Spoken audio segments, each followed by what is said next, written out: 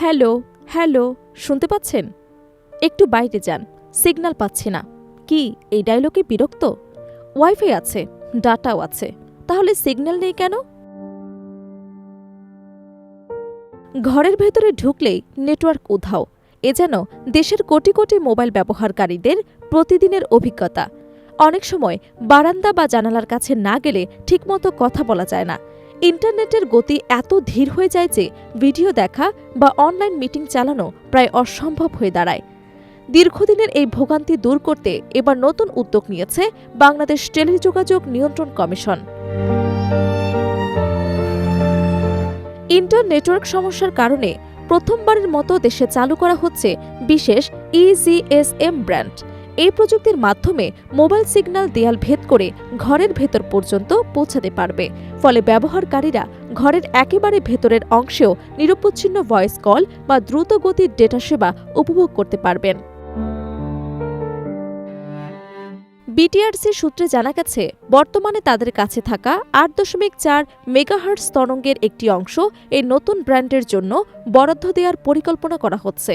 ইতিমধ্যেই দেশের দুই বড় মোবাইল অপারেটর রবি আজিয়াটা লিমিটেড এবং বাংলালিংক ডিজিটাল কমিউনিকেশন লিমিটেড এই তরঙ্গ ব্যবহারের জন্য আবেদন করেছে। প্রযুক্তিগতভাবে ইজিএসএম একটি লো ব্যান্ড ফ্রিকোয়েন্সি, যার বৈশিষ্ট্য হল এটি সহজেই দেয়াল, কংক্রিট বা অন্যান্য প্রতিবন্ধকতা ভেদ করে ভেতরে প্রবেশ করতে পারে। বিশেষজ্ঞরা বলছেন, এই প্রযুক্তি অনেকটা এক্সরের মতো কাজ করে।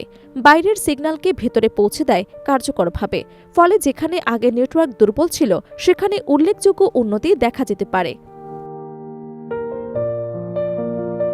দেশের প্রায় ৬০% মোবাইল গ্রাহক বসবাস করেন মফস্বল বা প্রত্যন্ত অঞ্চলে। এসব এলাকায় নেটওয়ার্ক কভারেজ তুলনামূলক দুর্বল।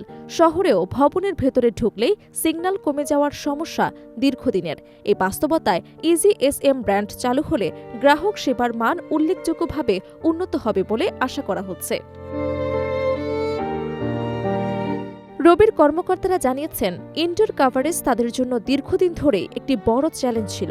তবে তারা এই নতুন ব্র্যান্ড ব্যবহারের জন্য প্রযুক্তিগতভাবে প্রস্তুত। তরঙ্গ বরাদ্দ পেলেই দ্রুত গ্রাহকদের জন্য সেবা চালু করা সম্ভব হবে।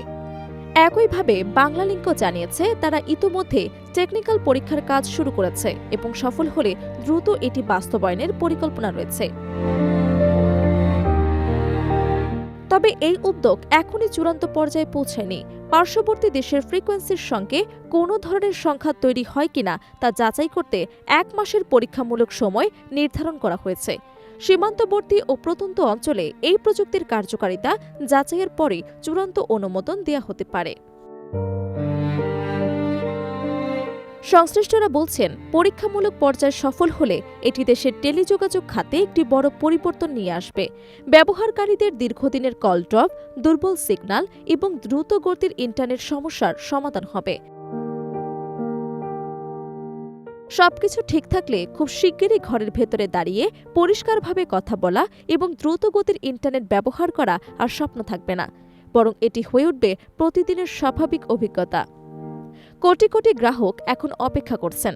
এই উদ্যোগ সফল হলে তাদের ডিজিটাল জীবনে সত্যিকারের স্বস্তি এনে দেবে।